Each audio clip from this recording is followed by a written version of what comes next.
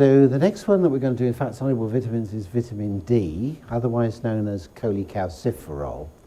And this is, of course, big in the news and has been big in the news for some years now as it's become more widespread in the ramifications, the effects of vitamin D deficiency in many different disorders. So vitamin D is actually, as we're going to learn, is more of a hormone. But vitamin D, like vitamin A that she's just talked about, it has no biological function in the body until it's activated. Be it from our diet of certain foods, particularly dairy products, etc. Hydrocholesterol, 7-dehydroxycholesterol underneath the skin, which can be converted by ultraviolet light of a particular wavelength. Important because that's the one that penetrates deep into the skin. In other words, it's part into the ultraviolet C part of the spectrum, so it's the dangerous one, so we don't want to be exposed to it for high levels for long periods of time, but if we don't get sufficient of it, we won't make the vitamin D. So times of the year we can't make vitamin D, as we'll see as we continue the talk, we'll work out how you can tell whether you're making vitamin D or not. Now, cholecalciferol is then hydroxylated in the 25 position. Now, it's exactly the same as the 3 steroid rings in making cortisol, androsterone, testosterone, and so on. So it is a steroid compound. And on the 25 position is the first hydroxylated. So this form is called 25-hydroxycholecalciferol. Okay, so this is the storage form that they measure in the blood. So when you have a blood test done, they're measuring the 25-hydroxycholecalciferol. So this is in the blood, and this is stored in the fat of the body, in the muscles, and in the liver. So the next question is, how long do we store it for? And this varies. The storage in the blood is a relatively short period of time. It's a matter of weeks. But what we store in our fat and our liver, etc., can last us, luckily, quite some months. So it gets us into the winter time most of the time there. So that hydroxylation requires a hydroxylating enzyme, and this is called cytochrome P450. So this family are a family of enzymes which we've met before with detoxification, but this one is called 27A1. Now, my experience is that most people, do have a pretty active hydroxylation till the 25 position. So very rarely do people strengthen to this as an issue.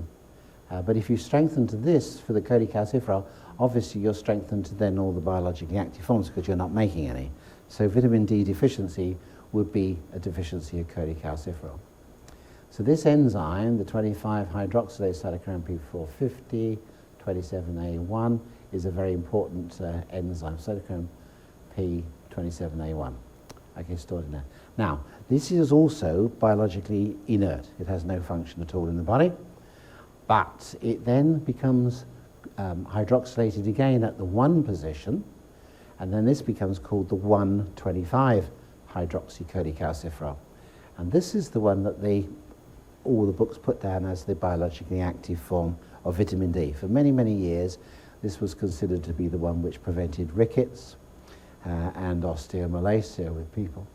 And this conversion from here to here occurs in the kidney with people. So again, if we have a kidney person, a person who has a poor functioning kidney, they may find out that they can't activate the 25 and hydroxylate at the 1 position. So the 125 is what increases blood calcium. So when your calcium level is low, it increases it, and it can only increase it from one source, and that's your bones. So 99% of calcium is in your bones. Okay? A little bit in your teeth as well. Okay? So if you're low in calcium, the vitamin D will open up certain receptors in your gut and allow you to absorb more from your food if it's there, and it'll shut off your kidneys from spilling calcium. Okay? So these are the ways we lose calcium, and we stop it from getting into the intestines. But if we increase our D with the 125, we elevate blood calcium levels. And when we elevate them, that's fine to stop us from going into cramps and things like that. But if we go too high, we then go into muscle cramps or tetany, all right? And other issues can arise.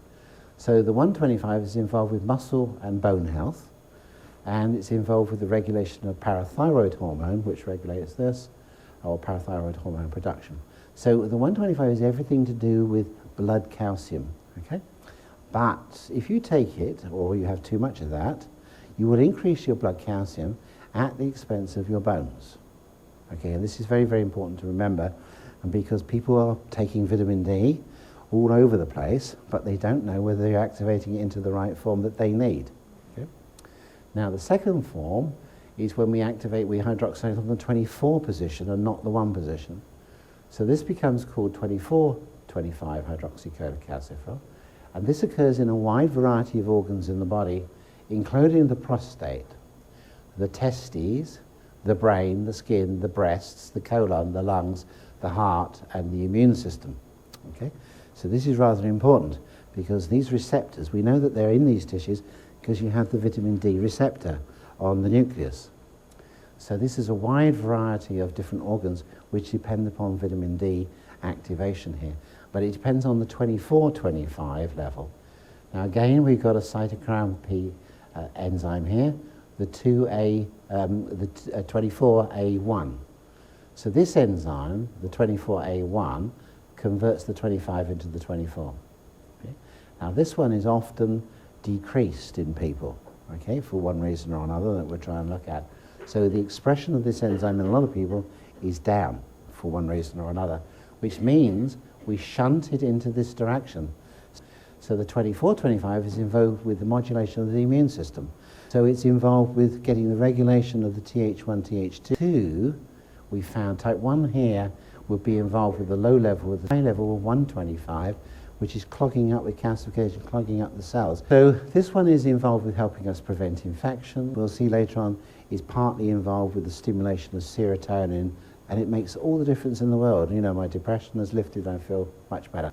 And it tends to have anti-inflammatory properties. They come together in exactly the same cytochrome enzymes. So our 25, which we said is the one that increases calcium, goes on through the 24A1 cytochrome now to form the 1-24-25 when it links with the 24-25.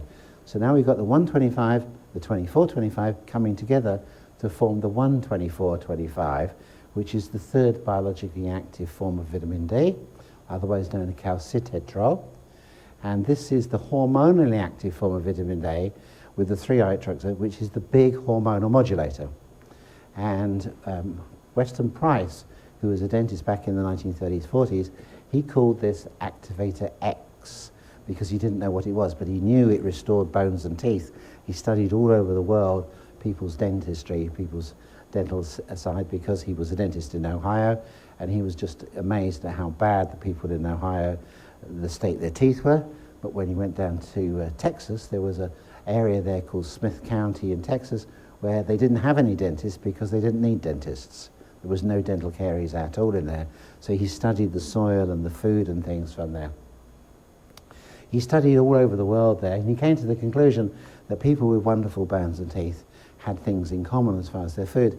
And one of those was they ate dairy products of cows that were outdoors, and they ate lots of lush green grass. And so the concentration of this into butter was fantastic. But it was butter not that we know in those days. It was proper butter, if you like, and it was full of all the vitamin A and the vitamin E and things. We now know that to get these things to unite, we require vitamin K, and it needs to be K in the K2. As I said, that all the fat-soluble vitamins work together as a team.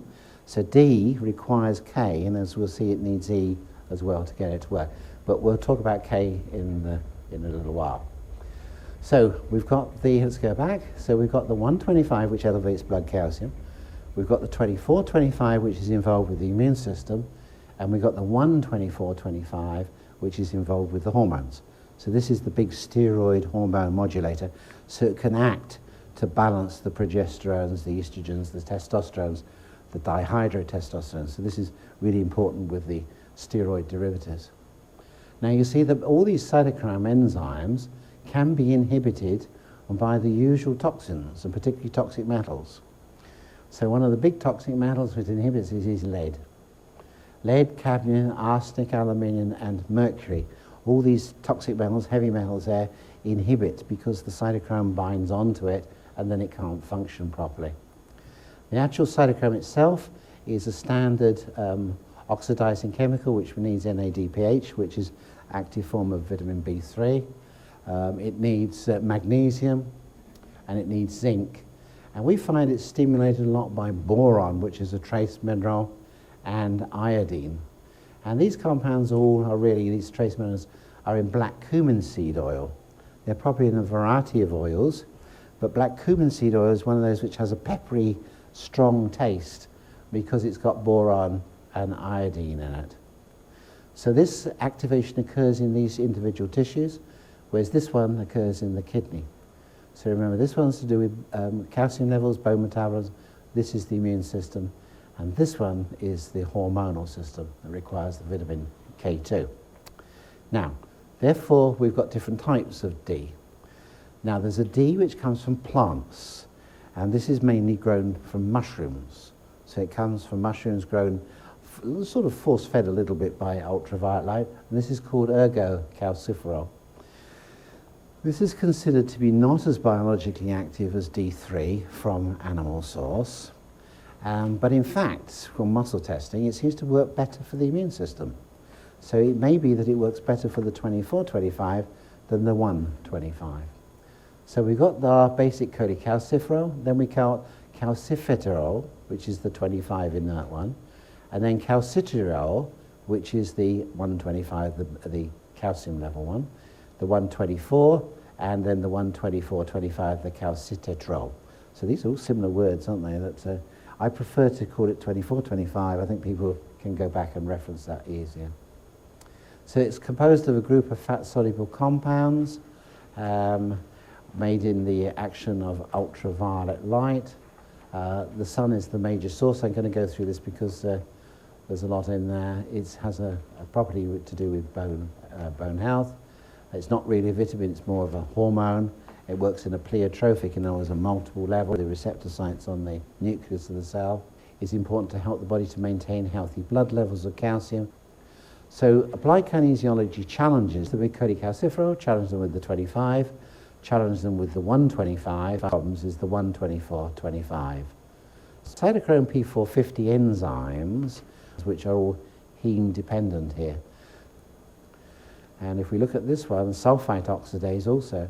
So sulfite oxidase is an enzyme that helps us, as we'll see, oxidize sulfites into sulfates. And sulfites are in a range of sort of cruciferous vegetables and things, but they put it in as metabisulfite in wines and beers. So often if you're low in vitamin D, you become intolerant to sulfites to wines and beers. So that's really important for wine drinkers and beer drinkers. But you can drink whiskey or cognac or gin because it doesn't have sulfites because it's distilled and not fermented. So we come back to sulfite oxidase. So low heme, in other words, we don't produce enough heme.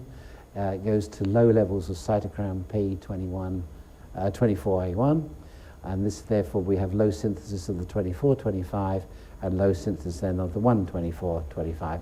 So you can see it's a sort of waterfall cataract of different sort of issues where you have a problem up here where we can't produce enough heme, and then you can't produce the knock-on effect of activating the D. So we'll work through those. Vitamin D is converted to calcitriol, that's the 125, which is a hormone, and as we discovered, this turns on 900 genes. So how they do this is they put a poison, a known poison, that inhibits that gene from functioning. So they actually toxify animals, and then that gene doesn't express itself anymore, and then they sit back and they wait for the diseases to occur. So they cut off that enzyme and then they wait. And this is particularly interesting when we'll see when we come on to vitamin K of how they did this and what the diseases are.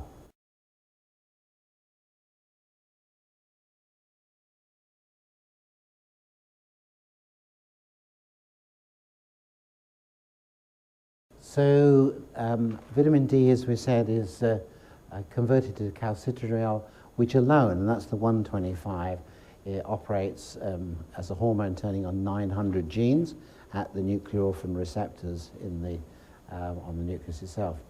Right, so now an important bit of information is its main function is to regulate calcium that we said. Now, we get most of this from sun exposure, which is enough sunshine to give a slight pinkness to the skin. Is more than enough usually 30 minutes, 15 minutes each side or side to side there. Sun factor of 30 blocks 99%. So the stronger the sun factor blocker, the less vitamin D you make. Okay, so that's the point. If you go out, you sit in the sun, but you put a sunblock on, you're not going to get any D. So you aim for 20 minutes or so, maybe half an hour, of a 40% exposure. That means taking your top off. Okay, there's no other way around this. You can roll your sleeves up, you can put your head out, you can roll your hands. To get 40%, you need to take your top off. And when you ask people who show to D that they need cholecalciferol, vitamin D, when did you last take your top off? Oh, I don't take my top off. I sit out in the sun, but they don't take their tops off, anymore. And most people don't even sit out in the sun very often.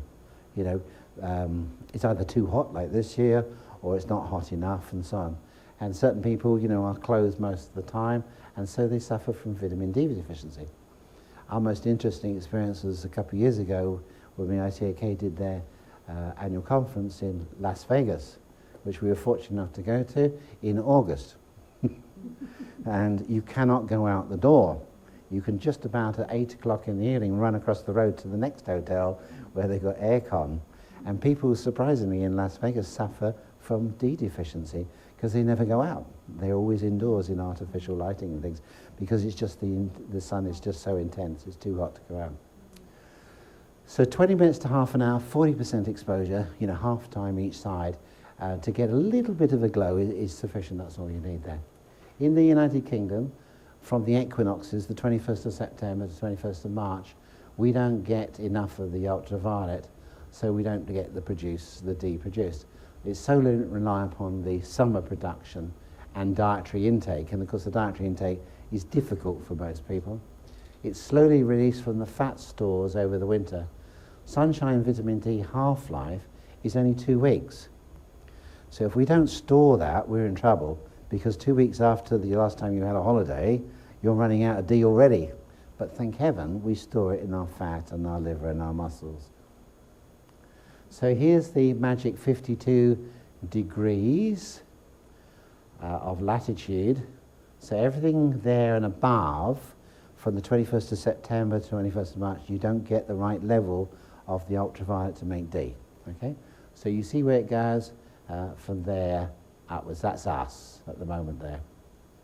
Now if we put that into North America, it's basically on the American-Canadian border there. Okay? Remember, this is the equinox. Okay?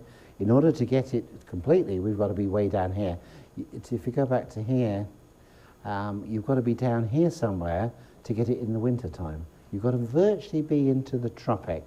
And here we've got, I think, the Tropic of Cancer, isn't it? Probably that one. Yeah, Tropic of Cancer here.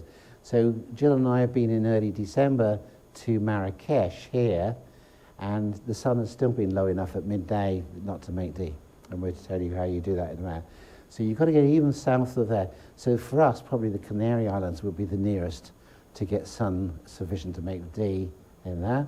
And for the Americans, it would be, coming down here, even south of Florida, if there's anything left of Florida at the moment, after their terrible weather there, the hurricanes. So they've got to get into the Caribbean. So you'll always be okay in the Caribbean any time of the year to be able to get ultraviolet there. Here in the southern hemisphere, it's interesting, isn't it? It's below Tasmania. So the Australians are really very lucky. So they actually can make D most of the year. But they're paranoid, apparently, about skin cancers, and everybody covers themselves. So they're ending up with massive vitamin D deficiencies because people don't go out in the sun anymore without sunblock on all the time. So, it's a no-win situation for them. But you should be able to take your top off anywhere in Australia, except Tasmania, and be able to make some D most of the year round. So vitamin D is only made when your shadow is shorter than yourself. So it's quite easy to know, isn't it? You stand there in the sun like that, and if your shadow is shorter than yourself, it means the sun's high up and you'll make vitamin D. If your shadow is longer than yourself, if you're 6 foot in height and your shadow is longer than 6 foot, you won't make vitamin D because it means the sun's lower than 45 degrees. Right? Does that make sense? So it's dead easy to know whether you're making D or not, and that's how, it cost me a lot of money to take Jill to Marrakesh to show that that was the case. Okay? Now she has to go to the Caribbean to make sure that she does get the D and stand in the sun there, ideally where you can't see your shadow because it's so short, because the sun is above your head. Then you know for sure you're making vitamin D. But that's the best way of knowing whether you make vitamin D or not. So dark-skinned people have a harder job because they've got more melanin, so that absorbs more of the ultraviolet. So darker-skinned people are more prone to getting vitamin D deficiency, and they've developed the melanin to protect them from the sun because they tend to come from countries where the sun is higher. Obesity, vitamin D is stored in the adipose tissue, so you need more vitamin D the more body fat you've got.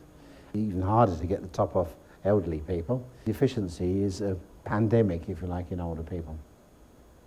So you see all these different figures around. 45-year-olds across the United Kingdom, that's our latitude. And between 2002 and 2004, I'm sorry I haven't got any more up-to-date figures I was referencing, nearly 90% of subjects were deficient in the winter, and 60 was deficient all the year round. That's here, okay? And that's using that minimum amount. So really it is a big, big problem there. Common clinical conditions of D is low back pain, but the pain-sensitive fibers are greater during D deficiency. Diffuse body aches and pains, so they got aches and pains. And the main reason, as we'll see this, is they're calcifying because they're shunting it into the 125, they're depositing calcium. You know, the classic, and it took me years to reason this one out, is the one in the base of the thumb, which is nearly always women at 55 to 60, because they don't take the tops off, okay, in the summer. And they got vitamin D, but they haven't got the deficiency, they got it shunted into the 125, so they get these little grains of salt, little grains of calcium in the joints, and oh, they are so painful. And I've had it myself, you know, where I thought, oh, I'm going to have to give up osteopathy and neuromuscular technique because the thumb is so painful at the bottom of the thumb. And you increase your omega-3 because that helps to get calcium back into solution, but then it still sort of comes back there, and it's nothing short of vitamin D deficiency. But, of course, you need, as you'll see a little later, the K to get the calcium out of the bone, out of the tissue, back into the bone where it belongs. All right, so this is really, really important to get the balance where necessary. Tender bones on palpation, growing pains in children, shin pains, hair loss, depression, frequent infections, fatigue, sweating. Now the sweating is unique, and this was, I had a patient yesterday, I think it was, and she got an issue and she said, I sweat, she said, terribly. And I said, where do you sweat? She said, on the head. She said, I sweat on the head. I said, do you sweat anywhere else? She said, no, not really. She said, sometimes I feel cold everywhere else. But she said, I sweat particularly at night time on the head. And I thought, I know what that is. That's vitamin D. Okay, always remember that. George, you'll see what George says about this a bit later on. So steroid hormone imbalance is because, of course, it's the steroid modulator. How does the deficiency cause it? We get less calcium absorbed. We'll whip through those. It creates a sensitivity in the nervous system. It's a pro-inflammatory state that it reckons. When it gets really low in children, you know, you get rickets. Luckily, you don't see it so much, although they are tending to find it a little bit more now because young kids, particularly boys, don't wear shorts anymore.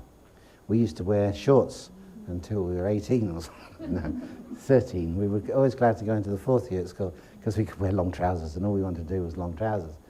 Now it's reversed. You find all the middle-aged people wear shorts, don't you? The postman wears shorts and all that sort of thing. All the kids want is long trousers, you see, and of course they don't get the sun anymore to the bones. And then they get the vitamin D deficiency. And then they end up with things like chondromalacia patella, you know, all these things to do with poor bone metabolism. So you get the kids who get problems. They don't necessarily get rickets, but they get the bone development problem. Osteomalacia is really the adult form of that when you get the bowing of the legs. This would be a deficiency of the 125, of course. Now, vitamin D toxicity is rare. It's often spoken about by, of course, the pharmaceutical industry who don't really want you to take something which is natural or dangerous to take it. And it is true, very true. Do not, I tell my patients all the time, do not take vitamin D if you don't need it, because the chances are you'll increase your calcium and you'll take it out the bones in the process. So it's a two-edged sword there. If you take D when you don't need it, you may wish you'd never done that. So for most of us, you don't need to take it in the summer. But you do need a practitioner who can say, yeah, you need cholecalciferol vitamin D, or more commonly is you need to put it over into the 24-25 and stop producing the 125 because you're going to calcify.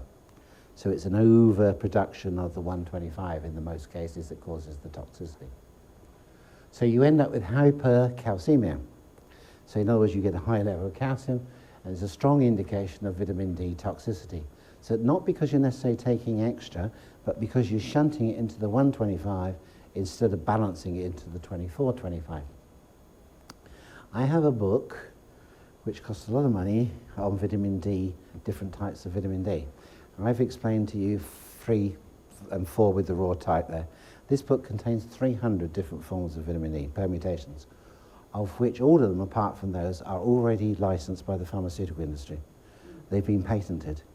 So every possibility of the vitamin D molecule has got something added to it to make it into a pharmaceutical already, because they know that this is the future.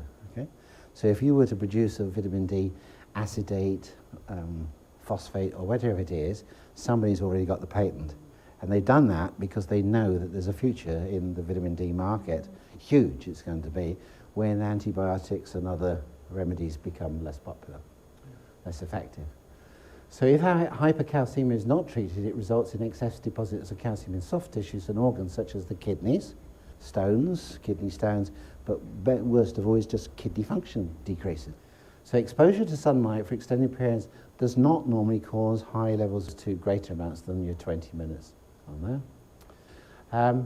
Your doggy tends to do this. In the summer, dogs know, don't they? They go out on the porch and they lie on their side or even on their back and open their legs up, okay? And they're getting the skin rather than the hair, because of course the hair stops the sunlight from getting through, so they get their fleshy part, which is the tummy part, exposed to the sun. And he knows exactly his 20 minutes either side.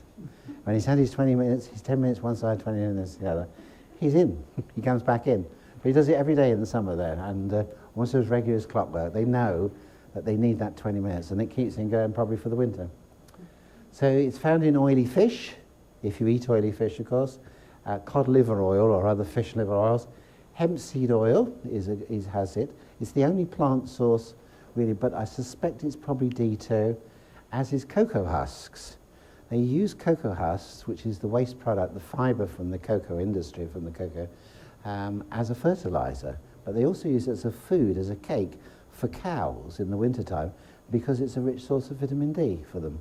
Okay? So as we talked about, ergocalciferol can be produced from ultraviolet on mushrooms there. Exposure to light through windows is insufficient because glass almost completely blocks ultraviolet B light. So you can have a nice conservatory, you'll get nice bright light, but it won't give you the UVB, so you won't make the D from that. So you may still get deficiency. In the epidermal strata of the skin, the production is greatest in the basal and the spinosum levels here. This is where that 7-hydroxycholecalciferol. We've talked about the activation with the picture here. You can go back to that picture time and time again because it's so useful to refresh ourselves. So I'm going to just skip the vitamins there, the cytochromes. We've talked about these. The binding of calcitriol to the vitamin D receptor allows it to act as a transcription factor. Osteoclasts reabsorb bone, and these are stimulated by vitamin A and the 125. Osteoblasts form bone, they create the bone, and they need also the 125. So I'm just going to go. Vitamin D also affects the immune system, as we said, through the B and the T cells. It increases the expression of tyrosine hydroxylase, which goes on to make L-dopa and dopamine. So here we see tyrosine making dopamine and noradrenaline being stimulated here by vitamin D. It's involved in making small peptides, the synthesis of nitric oxide synthase, which vasodilates us, increased glutathione levels. And again, that's important because glutathione is the major intracellular electrolyte. Daily doses, there's a lot of discrepancy here between different countries. And remember, The bottom line is, as George always said, is probably the muscle test to see what's an optimal dose for one person.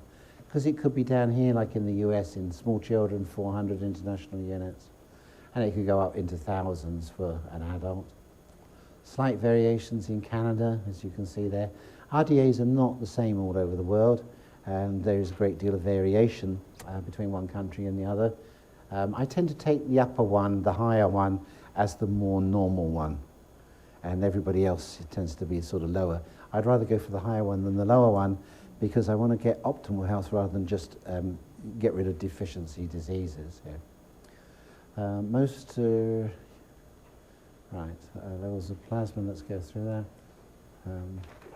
Ernie and Hollock contend that human physiology is finely tuned to an intake of 4,000 to 12,000. So now we see slightly bigger doses. 12,000.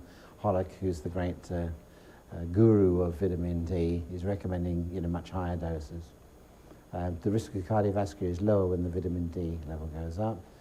The European Food Standards Agency allows health benefits to the claims cancer, cardiovascular disease, hypertension, diabetes, mortality, bone health, MS, immune system and muscle function to help prevent or normalize. It does not say all these will cure these problems, but it does allow you to say vitamin D deficiency may lead to those. We said about fish, oily fish, eggs, fish. Other sources, we talked about mushrooms, alfalfa, cocoa and hemp. Recommendations. So beware of people who need the D3K2, okay? That is most of us, a lot of people who need, I find in my practice, I was amazed to this, that maybe it's the time of year as well, something like 50% of my patients need D3 and K2, okay? So beware of these people, because it means they have an inhibition of the cytochrome 24A1 pathway. This leads to high calcium and thus calcification of soft tissues. Okay. Now, I thought I was 6'1.5 inches. I've always prided myself on being 6'1.5 inches. And a few months ago, one of my sons, who's just 18, he was upstairs, and he said, Dad, he said, how tall are you? And I said, 6'1.5 inches. And I said, how tall are you, Ben? And he said, I'm just 6 foot, Dad, now. And I said, but you're taller than me. So we put a measure on there, and he was taller than me. So I got the ruler out there, and I was 5'11.5". All that, I was 6'1.5 inches because it's on my passport, honest, on that. And I realized that very, very slowly, I'd lost an inch in height. Now, this is good news, because I used to always take a 31-inch trouser leg. Okay? 32 was always long, and you had to have them taken up, and a 30 was always too short. But the advantage now is a 30 fits beautifully. So there are advantages of losing a little bit, but I would rather, of course, not do that. So if I'm losing height, what am I doing? I must be losing calcium. Okay, I'm losing calcium, and where am I losing calcium? I'm losing it out my bones. Okay, that's not osteoporosis. Osteoporosis is when the collagen, the protein matrix, starts to go down. But I probably am losing calcium. And what happens is that calcium gets deposited. And it gets deposited in your joints, and gives you those creaky joints and those pains in there. It gets into your skin and reduces your elastin. Elastin components absorb calcium, and then you lose your elasticity, okay? And if that's in your arteries, you lose the elasticity of your arteries. So up goes your blood pressure, and up goes your risks of clogging your arteries up. There's so many different issues that can develop. You can get cysts. A lot of cysts that people get are just calcified deposit, and then it builds up tissue around it, and they get swollen lumps for no apparent reason. You get little lumps. I started from time to time getting little lumps in the tendon, and I could never understand why they came. Just little lumps in one of the tendon there. I thought, oh, I banged it or something, and you try and squeeze it, but it was hard in there. And then, they sort of disappear in the summer. And I didn't realise for years it was the summer they disappeared. Okay, they come in the winter time, and you get a little lump there, and you think, where does that come from? Anybody else get that? You get little lumps, and they come up, and you think, ooh, and sometimes they're quite painful, and you think, oh, I've been writing wrong, or developed some callus or something like that. So there's all sorts of places where calcium can start being deposited. And you want to get that calcium back into solution, which is where the oils come in. So taking omega-3 and other essential fatty acids is important to get calcium back into solution. You want to get it back into solution to stop you furring up. But the reason you're getting it is because you've got high 125 and low 24-25 to make the magic 124-25. So Dr. Goodhart says pay good attention to the patient who sweats around the head. This is what you find. If a patient sweats around the head and only the head, this is vitamin D. Not much around the rest of them. Maybe an indication also of osseous bones, so osseous bone pains. So these people may get osteo bone pain. Okay, so sweating on the head. Dr. Goodhart says test vitamin D and vitamin C for ileocecal valve syndrome, particularly again when you get cramp. In other words, you're getting muscle contraction from calcium problems. Muscles associated with vitamin D, quadriceps are vitamin D related muscles, and tensor fascia lata. So the muscles associated with vitamin D in David Walther's book are the quadriceps muscles, that's the 4 quadriceps there, and the tensor fascia lata, possibly because of that relationship with the ileocecal valve. So we're testing in this case the tensor fascia lata. So we're going to take a little bit of flexion in the leg here, abduction, full medial rotation, and some abduction there, and you're going to push out and up towards the corner of the rome there. So it's a medial rotator and an abductor of the hip, and we can see when it's in the right position there, it's really very weak. So again here, push out and up, if you will. Good. Okay, so we have a weak tensor fascia lata bilaterally. David Walther also mentions that this is often associated with iron deficiency as well, so it could be other factors in addition. So what we're going to do is we're going to put 1 drop of vitamin D. In this case, this vitamin D is in hemp oil, if you want to just put that on the tongue. So vitamin D, and we're going to put 1 drop on the tongue, don't swallow. Okay, and push out and up, and we can see no difference at all. So swallow that, if you will. But this time we're going to put some K2, or it has K2 in it, 25, the hormonal one. Push out. Now we can see and it's nice and strong. Is the vastus intermedius. So keep the legs straight. That's it, and push the foot up to the ceiling, if you will. And as you can see, vastus intermedius is quite weak. So we test whether this is D related. So we do the D hemp, which would be just cholecalciferol. Push up. Okay, a little bit of strength here, but not too much. And then we'll do the one in black cumin seed, which is the 24-25.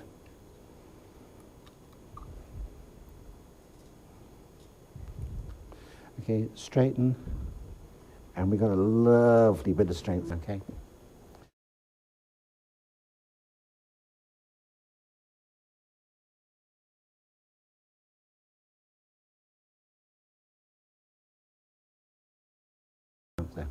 So let's roll the camera as well.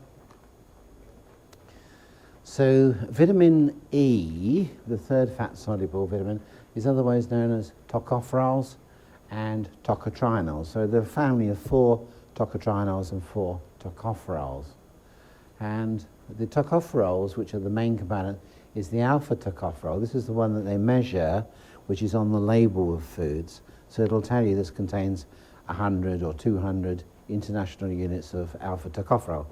But it probably contains the other tocopherols as well, but they use that as the measurement, as the standard, okay, for labeling. So if something says alpha tocopherol, it doesn't mean it's only alpha tocopherol within that capsule or that liquid. So we have beta tocopherol, we have gamma tocopherol, and we have delta tocopherol. And these tocopherols are the main antioxidants that help us to stop going rancid. So they're naturally present in seed oils. So all our oils of seed origin contain vitamin E. So the seed contains the vitamin E, usually in the germ part. So one of the most common ones is wheat germ oil. So wheat germ oil is one of the highest levels of natural vitamin E's that you can get. But wheat germ oil tends to go rancid very quickly, within a few weeks, because the E gets used up as the oil is exposed to the air. So as we'll see, when oil gets exposed to the air, heat and light, these are the 3 factors that increase oxidation There was the attachment of oxygen to that double bond, which makes the oil go rancid. So once the oil is rancid, it goes rancid because there's no E left in the oil, all right? And so when the E runs out, the oil goes rancid. And no matter how much E you then put back into that oil, it doesn't lose its rancidity. It doesn't go back the other way. And that's the same with you. Okay? So when your E runs out, you go rancid. And the unsaturated oils in your body, in the most popular common areas, are the brain. So your brain is an area full of arachidonic acid, which is a carbon 20 unsaturated oil, DHA, EPA, etc., all those nice omega-3 oils in there, in the brain there, all got double bonds in them and can attach to oxygen in an oxidative situation. So basically what keeps the oxidation under control is vitamin E. And when we run out of vitamin E, our unsaturates will go rancid. So that'll occur in the phospholipid structures of the skin, of the brain, any component which has unsaturated fatty acids in there. So just bear that in mind, particularly when patients have neurological problems. So many neurological problems are due to high levels of unsaturated fatty acids, which have gone oxidized. So there's a chemical that the body produces that we'll talk about called malondialdehyde, which will then break down to formic acid.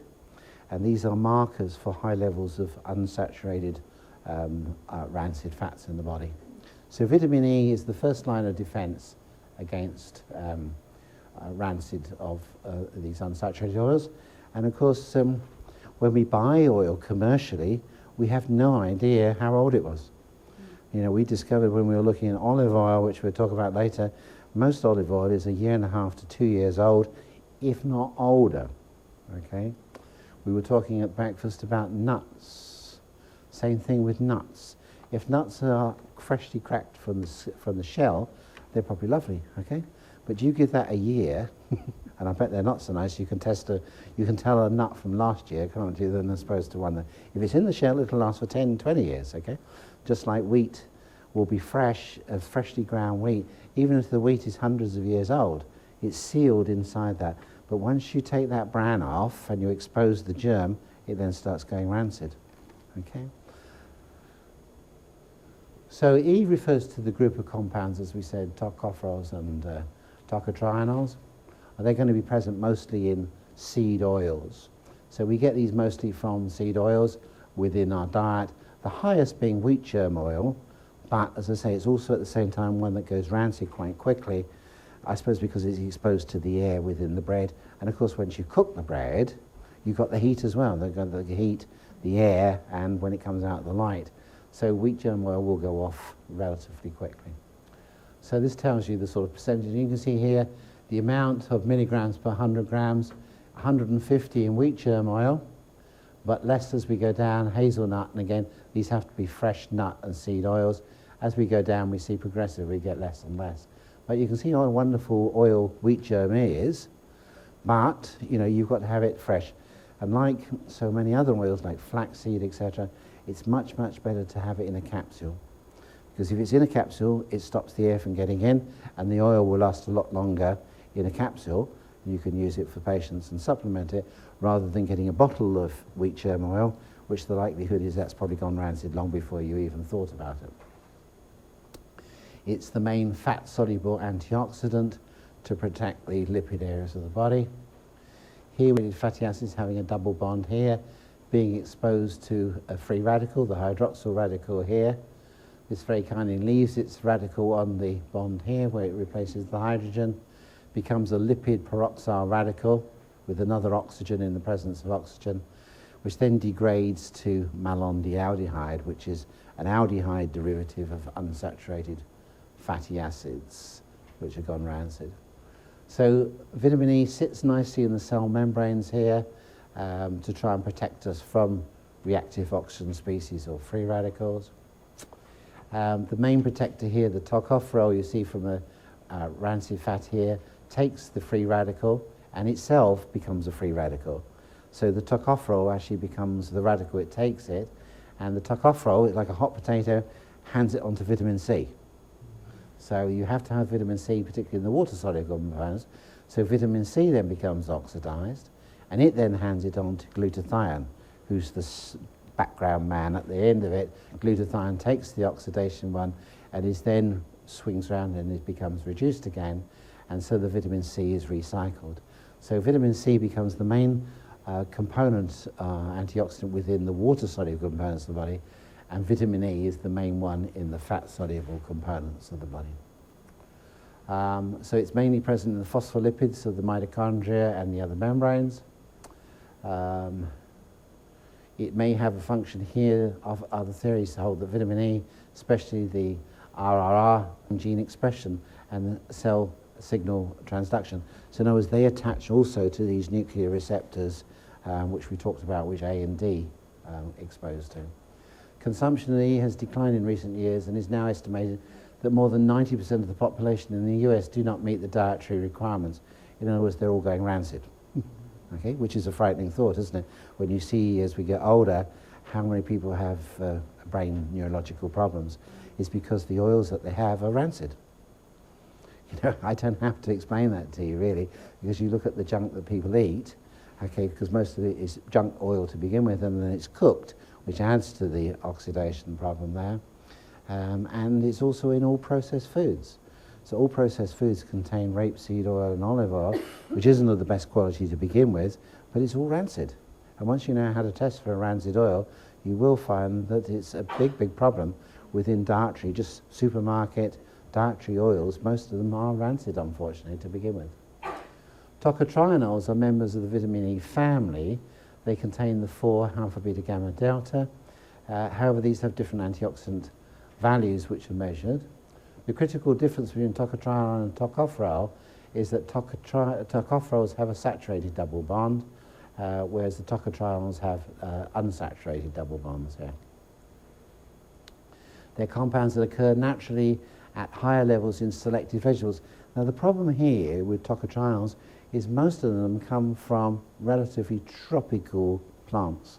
So palm oil, which has got a lot of dubious aspects about it because of saving the forests and things and not cutting the palm trees down. Rice bran oil, we've never found a decent rice bran oil.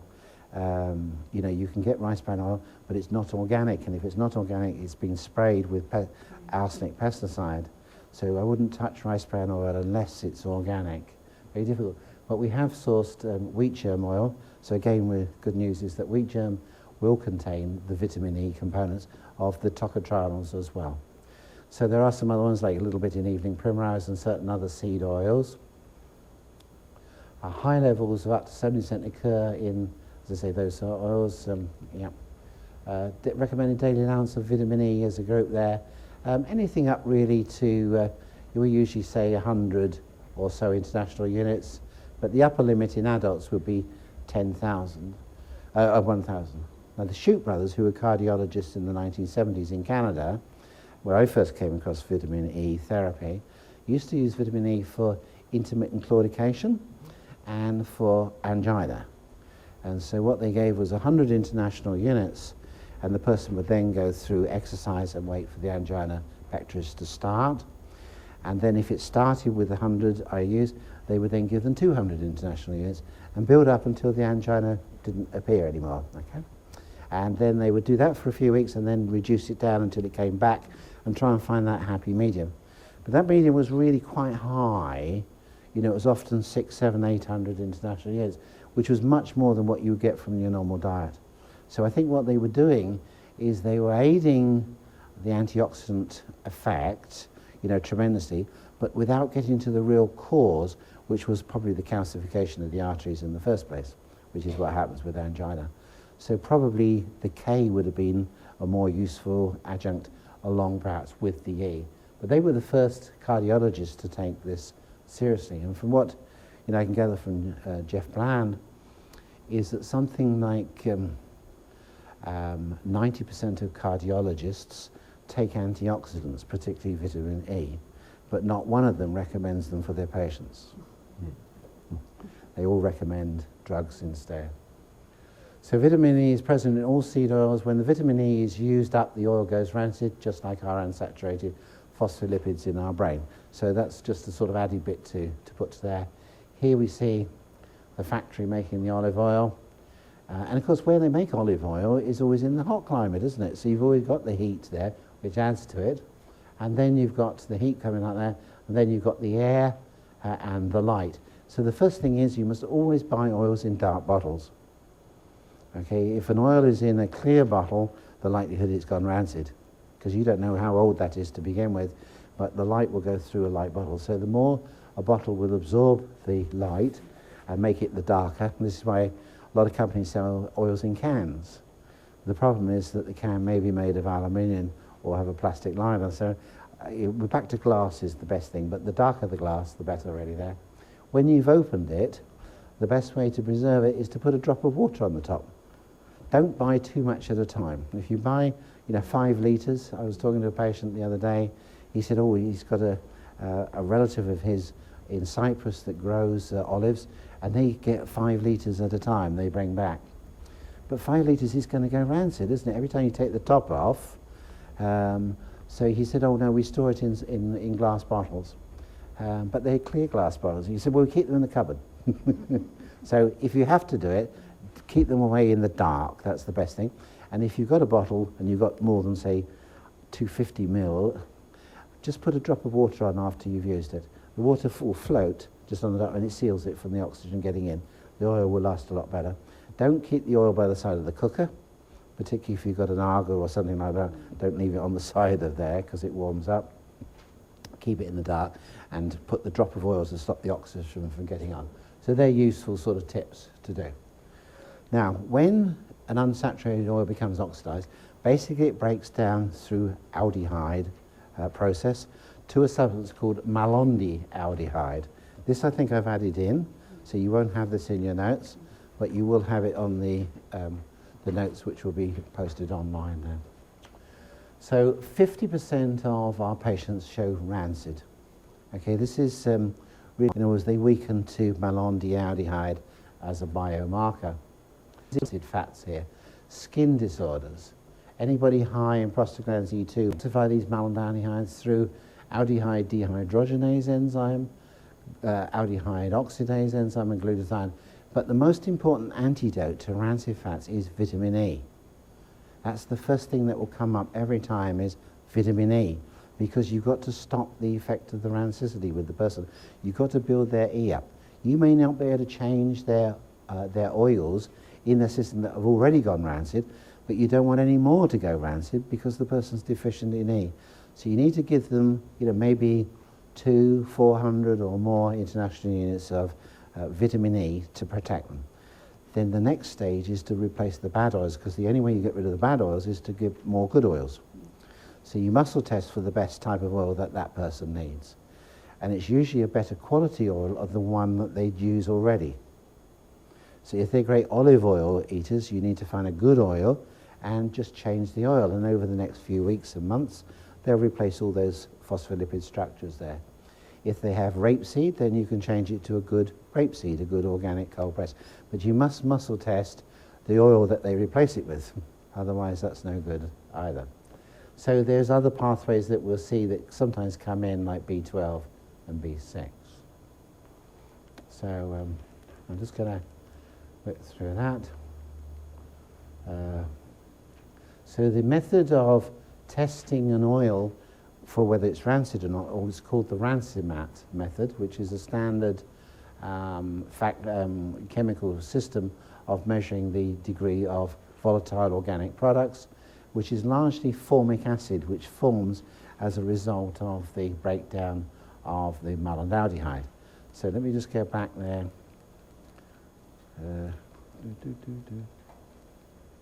Yeah.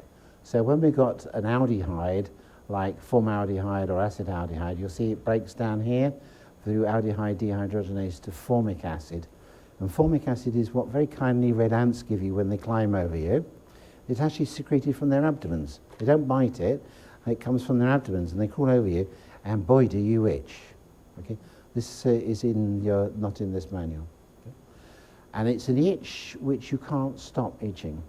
This is not something, we put some gloves on, or don't itch, and you tell the child to stop scratching.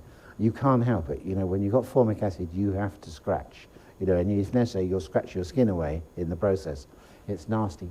And remember, when someone itches like that, the chances are they've got a high level of malonaldehyde, which is due to rancid fats. So one of the best markers for this is going to be formic acid. So if you test the person with formic acid and they weaken, then you know, like malonaldehyde, they've got rancid fats. So you've got to give them vitamin E, and you've got to give them good quality oils to negate the bad quality oils. So this is the way we test. So you test the patient with the formic acid first in the clear, you then test the oil, and if they don't weaken to the oil, which I think you probably, in most cases they do, you then combine the formic acid in the test with the oil, and if a strong muscle weakens, then you know that that oil is rancid. So Dr. Goodhart says, think selenium and vitamin E with patients who suffer from restless legs. Now, how many times have you come across that, restless legs? And I come across it quite a lot, and I've always forgotten what it was, what Dr. Goodhart said to do. I think, now, what was it I did? Restless legs. And if you've ever suffered with restless legs, it's a strange syndrome. I could never understand what it was until I got it once or twice myself. And there's nothing you can do. It's an internal thing with the leg. And it's really quite frustrating and annoying. It's not like a twitching of the muscle. That's something different, which we'll come across tomorrow in the water-soluble vitamins. But think vitamin E. In other words, rancid fats, here we go again, and why the body needs vitamin E. And selenium, which you'll see, which is the main component in recycling vitamin E through glutathione peroxidase. Think vitamin E along with iodine and thiamine for metrorrhagia. This is bleeding between menstrual cycles, between the periods there. So again, vitamin E, almost we'll find that the muscles associated with vitamin E are the ones around the pelvis. So you've got your gluteal maximus, gluteus medius, piriformis, adductors, etc., are all vitamin E related muscles. Give vitamin E in athletes who get shin splints. Again, shin splints are something after it pulls the muscle away from the periosteum of the shin there. Think vitamin E in cases of threatened miscarriages. Okay, again, because they're down in there. Use selenium and vitamin E in muscle cramping and intermittent claudication. Again, this is hardening of the arteries. And I would suggest now what we know about vitamin K2 in there. So muscles associated with E, abdominals, adductors, gluteus max, gluteus medius, hamstrings, quadratus lumborum, subscapularis, of course, with the heart. You know, I had a patient last week who showed immediately to that subscapularis with the heart issue there.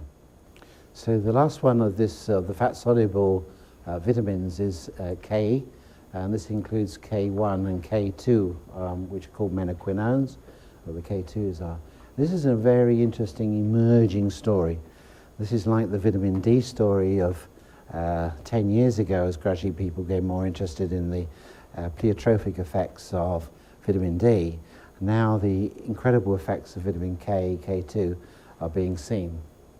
So we have menaquinone is a water-soluble, most potent form, but this is an artificial form. So this is called K3. So this is what you often get in supplements for people with blood clotting disorders. Okay. The naturally occurring in plants is called K1, is phyloquinone, and the structure of these quinones is very similar to chlorophyll. So therefore you tend to get them within green vegetables. So it's usually attached to the chlorophyll molecule. So anything which is green tends to have K1 within it. So green vegetables there. And then bacteria within our guts tend to stretch the molecule into the menaquinone form, of which there's varieties like 4, 7, 9, etc. And this has now become called K2. So this is fat-soluble again from animal tissue and synthesized by intestinal bacteria. So certain animal products will contain this naturally, and one of those is emu oil, is MK4. This is synthesized in the artery walls and the pancreas and the testes, whereas MK7 is by bacterial fermentation in the colon and by a bacteria called B. subtilis, Bacillus subtilis. So this is the main bacteria that lives in there that stretches K1 into K2. So if your gut is working properly, you're making enough K2. K2, as we'll see, K has different properties in the body, but K1 is the principal one involved with blood clotting. So on the triage theory, which means that the body will always rob Peter to pay Paul for the most important biochemical pathway. And blood clotting is the most important biochemical pathway, because without that you'll bleed to death. So you have a slight graze and then that will be the end of you. So the body will always give priority to the blood clotting mechanism, okay? And it will shut down the other K departments because they're less important, okay? So when they've done these experiments, as we'll see, they don't shut down the blood clotting, otherwise nobody's going to survive very long. So what they do is they shut down one by one the genes of use that the K2 uses in the body, and then they get a whole array of diseases that appear, okay? And this is really very interesting. This is the emerging story that's coming. So it's fat soluble, it's found in plants, as we said. It's best known for its role in blood clotting. Sufficient intake is important to help clotting and maintain bone health, as we see, and to keep the blood vessels functioning properly. The best known function in animals is to stimulate the coagulation factor 2 of prothrombin. K2, on the other hand, is fat soluble from animals and synthesized by bacterial fermentation. And here we see the length of the component here, the menaquinone part here. That's MK4, where we got 1, 2, 3, 4 branches, and then MK7 is we got 7 of these branches along. K2 has 9 related compounds that are known at the moment. They're subdivided into short chain. The MK4 is the most important member, and the long chain menaquinones are 7, 8, and 9 are nutritionally the most recognized, with 7. It has as a protein, or 2 proteins, the main one being osteocalcin here, is a vitamin K dependent protein. And this is attached and uses the amino acid glutamate. And glutamate has a carboxyl group. We saw that when we looked at amino acids in module 1. It has a carboxyl group there. Now what vitamin K2 does is it carboxylates. It puts a carbon dioxide, it attaches a carbon dioxide. So this K2 dependent carboxylase takes carbon dioxide and pops it onto the glutamate and makes a rather strange molecule called gamma carboxyl glutamate. So it alters the structure of the glutamate, which puts effectively two carboxyl groups on it. And you'll see that each carboxyl group has a negative charge on it. So it's like a magnet, like a south pole of a magnet, and along comes a calcium which has 2 positives on it, and it locks it on, like the old horseshoe magnet. Do you remember the horseshoe magnets there? So it locks the calcium on, like that, locks it completely on there. And that carboxyl glutamate, or the osteocalcin protein, is what builds bone. So this is how it takes. It's a scavenger of calcium in the body and takes it back and puts it in the bone kindly. So where vitamin D3, the 125 takes it out of the bone, the K2 puts it back in. So you need the 2 of them. Sometimes you only need 1, sometimes you need the other one. So the carboxylated protein is now ready to bind with the calcium and be taken into the bone. And this is probably, along with the MPG protein, is probably one of the most important functions of K2. So we're just running through, that's what I've been basically talking about. Animals use it for, so K2 is a quinine used in plants in the photosynthesis because it's there in the chlorophyll. Animals use it for a different purpose, on the other hand. Basically, there's an enzyme that takes K2 and takes a protein that's already been made and converts the glutamic into the carboxyglutamic acid, the GLA there. Glutamate has 1 carboxyl group at the end, and what this does is add another carboxyl group, so you have 2 carboxyl groups that combine to calcium. All the proteins that have a GLA in it are calcium binding proteins, and that's important for the function. To do that step, K2 is required. So it regulates calcium, it moves calcium into the bones, it removes calcium from arteries, and it fights osteoporosis, and therefore fights coronary heart disease along with this. Dr. Bruce Ames and Dr. McCain evaluated the relative lethalicity of 11 known mouse knockout mutants that are associated with these K-related proteins. The K is required for coagulation. So as I said, so there's something about the blood coagulation that has been very clean and so you don't knock that out because that's life-threatening.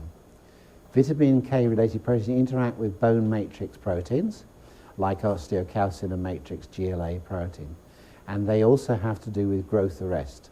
There are specific protein transforming growth factors, and other gene expression related proteins like K have pleiotropic effects. The authors listed in excess of 15 different vitamin K protein sensitivities, 15 different ones. Remember, there were over 300 with vitamin D, and that can be associated with various extraordinary symptomatologies beyond coagulation effects. There are 5 proteins that turn out to be interesting ones. When you knock them out, and they knock them out with poisons to stop the gene from expressing them, when you knock them out, you get heart disease and cancer. Wow. Could that be why raw food diets are recommended to things? You know, eat plenty of green vegetables, you know, all the Gerson theories and things are all raw food, isn't it? And could it be that it's because it whacks up the vitamin K level to high levels there? So when you knock them out, these proteins or the genes that do that, you end up with heart disease or cancer in the long term. But the priority is to get to the essential one to survival, which of course is coagulation. And you do that first of all in the liver, and then only if you have enough do you ship it out to the peripheral regions. So if you're getting low in K, you're going to give it all priority to the coagulation system of making these proteins, coagulation proteins, in the liver. And only when you've got enough do you ship it out to other required parts of that. So the GLA stands for the carboxyl glutamic acid. When you knock the protein out in mice, they all die 2 or 3 months of age of calcification of the arteries. Whoa. We all know calcification of the arteries is an important factor in heart disease, and another one has to do with acute coronary syndromes. Another one of the genes has to do with cancer. You knock it out and they all die of cancer. The mechanism is the matrix protein interacting with the integrin on the surface, which interacts with the microtubules, and so the animals get aneuropathy and all sorts of chromosome abnormalities. I'll let you pronounce that one. Dr. Ames and McCain conclude in the United States the average intake of K1 is about 70 to 80 micrograms per day, which is below the currently recommended adequate level of 90 to 120 micrograms per day. They also point out that the recommended intakes are based on amounts required to maintain coagulation functions, because that's the only, in biochemistry books, the only function that K has is still, stuff of 10, 15 years ago, not to promote proper enzyme function or gene expression patterns associated with K2 deficiency. So the 2 enzymes, we've got the coagulation factors there we've talked about. Osteocalcin and matrix GLA protein are the main ones there. It's a cofactor for, carboxylation.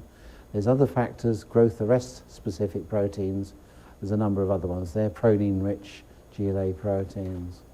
Sources of K1, green vegetables, as we say, anything that's green basically.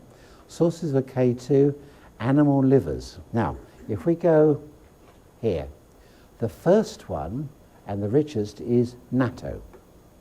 Now, natto is a fermented soya product. The little soya beans are about the size of a peppercorn, okay? And they're paler than a peppercorn in colour, and they're very sticky. Has anybody ever tried one? It's a very sticky, sort of mucousy sort of thing, and it's supposed to smell horrible, which is why it's never gained popularity. But I've recently got some, and I don't think it smells bad at all, actually. You're supposed to have 25 of these a day, and if you have 25 of the little soybeans, fermented soybeans, this is why the Japanese have such a low rate of heart disease, it's reckoned, and of cancer, and now it probably begins to look like. So on the basis of cooked natto, or fermented, you get 1,000 micrograms of K2 per 100 grams. So that's a big dose there. And you get MK5, 6, 7, and 8. So you get most of the MKs from natto. Now, look what's next. Goose liver. Pâté de foie gras. And this brings you into the French paradox, doesn't it? Why is it that people around Bordeaux and the Toulouse area don't get heart disease? Okay, and it's mystified. It's called the French paradox. These people, when they move from that area and go to Paris and all, die of heart attacks like the rest of the French, okay? But these people down in the Toulouse area and Bordeaux, around that area, and yet they eat this stuff with the goose liver, which has every known bad oil, if you like, you'd imagine in there, but they don't get the heart in, they don't clog up. And they couldn't understand why this was. But now we know it's K2, which takes the clogging in the arteries out. Australian emu oil, okay? So if you want to chase emus and get the emu oil, hard cheeses and soft cheeses. Now, I've tested this because I like cheese and I like to have an excuse of why to eat cheese. Brie, I was told, was very good. And Edam and Gouda, which Jill says, oh, that's rubbish, that's plastic as far as that. But when you muscle test, I don't find any of those actually show, but Camembert does. So soft cheese, and these soft cheeses are made using the Bacillus subtilis, you see.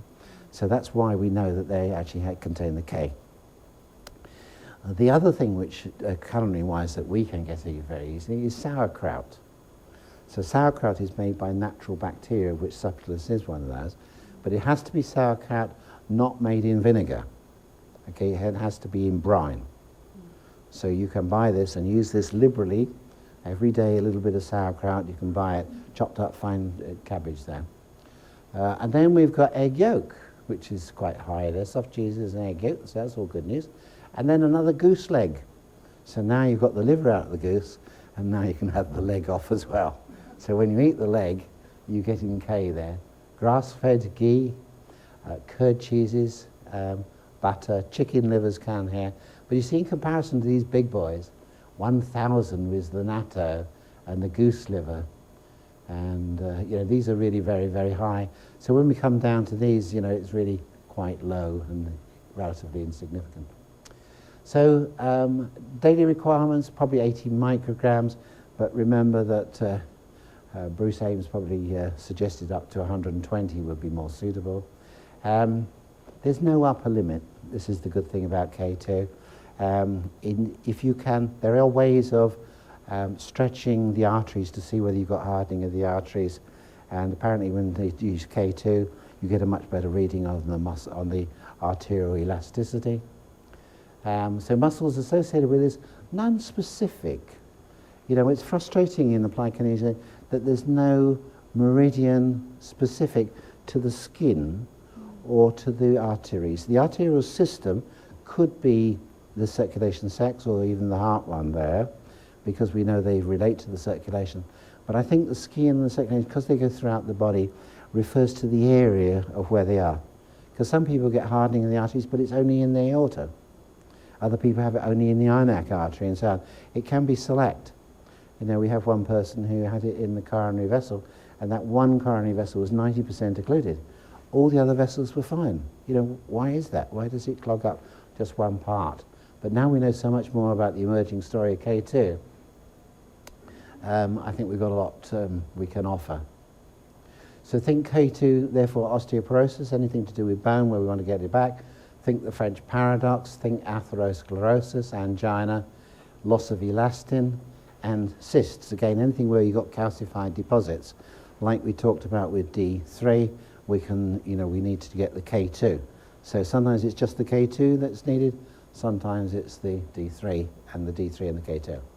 So if you've got a family history of heart disease, especially hardening of the arteries, which is more common with the green body type of person, you're getting family history of intermittent claudication, maybe coronary heart disease, angina pectoris, these sort of things, and mum or dad had suffered from this, and then it's quite important that you get yourself checked through and that you start to use these K2 foods and K2 as a supplement to try and get the calcium back out. Because some people get occluded, 90% occlusion, and they have no symptoms. And then suddenly, keel over because they've clogged up, and they say, well, they had no symptoms of being clogged up before. Except, interestingly, one common symptom before people have heart attacks and keel over is they get backache. And this is associated with heart problems. People get quite bad backache for no apparent reason. They haven't done anything to create it, but it's an indication that they're beginning to deposit calcium. Okay, so it's important thinking, because a person comes in with backache, you can't say, well, you've got heart disease. But if you've got the signs, they need K2, D3, then, try and get them on it ASAP.